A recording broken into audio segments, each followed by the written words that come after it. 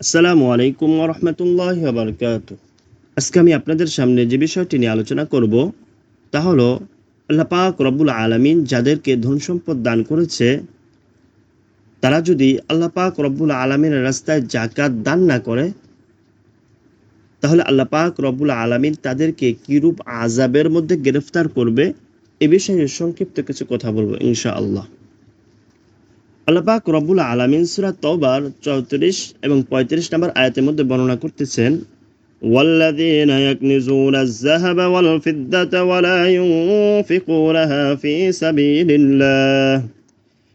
سبيل الله فبشرهم بعذاب عليم يوم يحمى عليها في نار جهنم فتقوى بها جباههم وجنوبهم وظهورهم هذا ما كنزتم لأنفسكم فذوقوا ما كنتم تكنزون। আল্লাহ পাক রব্বুল আলামিন বলতেছেন, যারা সোনা রূপা জমা করে রাখে এবং কখনো তা আল্লাহ তাআলার রাস্তায় ব্যয় করে না, তো রব্বে কারীম বলতেছে, আমার প্রিয় হাবিব, আপনি ওই সমস্ত মানুষকে সুসংবাদ শুনিয়ে দিন, আমি তাদের জন্য কঠিন পীড়াদায়ক শাস্তির ব্যবস্থা করে রেখেছি। আল্লাহ রাসূল সাল্লাল্লাহু আলাইহি সাল্লামকে আরো বলতেছেন, ইয়া হাবিব, আপনি বলে দিন আমি তাদেরকে কিভাবে আযাব দেব, সেই দিনটা কেমন হবে। বলতেছে, সেদিনটা এমন হবে, তার জমাকৃত সোনা রূপা জাহান্নামের আগুনের মধ্যে নিক্ষেপ করা হবে এবং তা উত্তপ্ত করা হবে এবং তাদের ওই স্বর্ণ রূপোর দ্বারা তাদের কপালে, তাদের পার্শ্বে এবং পৃষ্ঠদেশে দাগানো হবে এবং তাদের উদ্দেশ্য করে বলা হবে, তোমাদের সম্পদ তোমরা যা জমা করে রেখেছিলে তার স্বাদটা কেমন লাগতেছে দেখো। মুসলিম শরীফের মধ্যে এই আয়াতেরই বিষয়বস্তু নিয়ে ব্যাখ্যা বিশ্লেষণ ভাবে কিছু কথা বলেছে।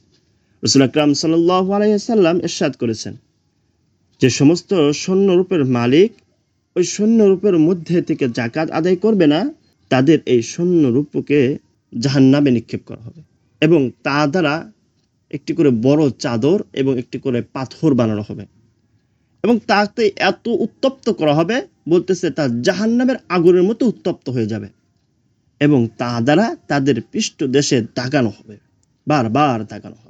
আর এই দাগানটা কি পরিমাণ সময় হবে, বলতেছে হিসাব নিকাশের দিন পর্যন্ত তাদেরকে এইভাবে আযাব দেওয়া হবে। এজন্য বলবো আমাদের মা বোনদেরকে, যাদেরকে আল্লাহ পাক রব্বুল আলামিন স্বর্ণরূপ প্রদান করেছে, তারা ওগুলা জমা করে রেখে শুধু রাখবে না, বরং সেখান থেকে যাকাত আদায় করবে। যদি যাকাত আদায় না করে তাহলে মৃত্যুর পর তার শাস্তিটা এরকম হয়ে দাঁড়াবে। এজন্য এখন থেকে আমাদের সচেতন হতে হবে, আমাদের সঠিক জায়গায় যাকাত আদায় করে দিতে হবে। হযরত আবু যর রাদিয়াল্লাহু তাআলা বর্ণনা করেন, একদিন আমি রাসূল সাল্লাল্লাহু আলাইহি সাল্লামের নিকটে উপস্থিত ছিলাম। হযরত রাসূল আকরাম সাল্লাল্লাহু আলাইহি সাল্লাম তখন কাবার গৃহের ছায়ায় বসেছিলেন। তো হযরত রাসূল আকরাম সাল্লাল্লাহু আলাইহি সাল্লাম বলতেছিলেন, কাবার মালিকের কসম, তারাই বিপদগ্রস্ত, তারাই ক্ষতিগ্রস্ত হবে। তিনি আবার বলতেছেন এভাবে, কাবার মালিকের কসম, তারাই অধিক বিপদগ্রস্ত ও ক্ষতিগ্রস্ত হবে। হযরত আবু যর রাদিয়াল্লাহু তাআলা আনহু বলেন, আমি আতঙ্ক হয়ে বললাম, আল্লাহ রাসূল সাল্লাল্লাহু আলাইহি সাল্লামের এইভাবে বলা দেখে আমি আতঙ্ক হয়ে গেলাম। আমি রাসূল সাল্লাল্লাহু আলাইহি সাল্লামকে এরকম ভাবে বারবার বলার কারণ জিজ্ঞাসা করতে চাইতেছিলাম। আমি বলতেছিলাম, ইয়া রাসূলুল্লাহ, ইয়া হাবিব আল্লাহ, আমার পিতা মাতা আপনার পায়ে, আপনার চরণে উৎসর্গ হয়ে যাক। ওই সমস্ত লোক কারা?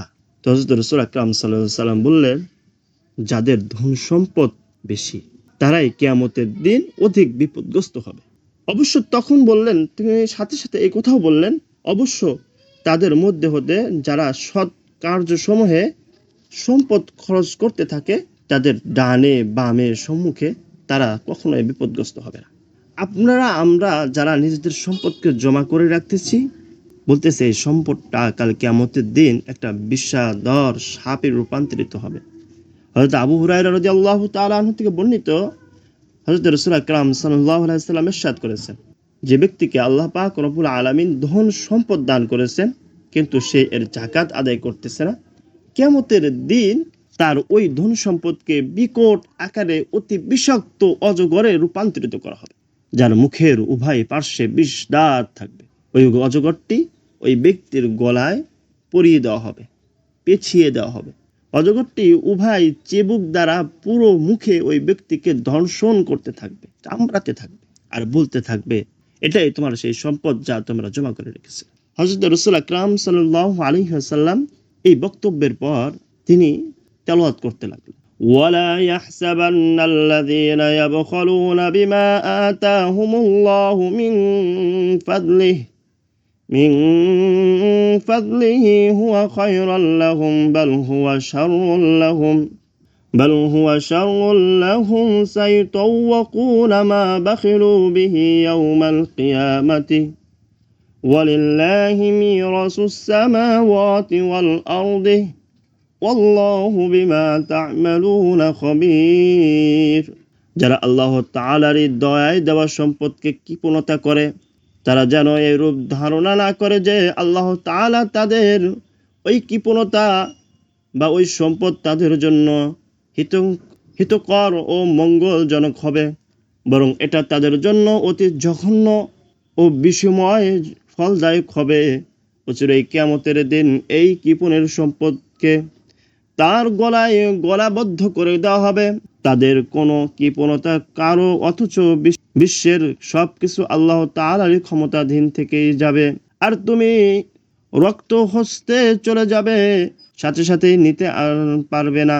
যারা আল্লাহ তাআলার দয়ায় দেওয়া সম্পদকে নিজের মনে করে কৃপণতা করে, আল্লাহ তাআলার রাস্তায় দান করে না, তারা ধারণা করে যে তাদের এই সম্পদ তাদেরকে জান্নাতে নিয়ে যাবে, তাদের এই সম্পদ তাদের জন্য হিতকর ও মঙ্গলজনক হবে। বলতেছে কখনো তাদের এই সম্পদ, তাদের এই মাল তাদের জন্য হিতকর ও মঙ্গলজনক হবে না, বরঞ্চ এই মাল সম্পদ তাদের আরো আযাবের মধ্যে গ্রেফতার। এজন্য আল্লাহ পাক রব্বুল আলামিন যাদেরকে ধন সম্পদ দান করেছেন, আমরা যেন তারা নিজেদের মালকে, নিজেদের সম্পদকে আল্লাহ তাআলার রাস্তায় ব্যয় করতে পারি। আল্লাহ পাক রব্বুল আলামিন আমাকে, আপনাকে, সকলকেই আল্লাহ তাআলার রাস্তায় বেশি বেশি করে দান করার মতো তৌফিক দান করুন। ওয়া আখিরু দাওয়ানা আলহামদুলিল্লাহি রাব্বিল আলামিন। আসসালামু আলাইকুম ওয়া রাহমাতুল্লাহি ওয়া বারাকাতুহু।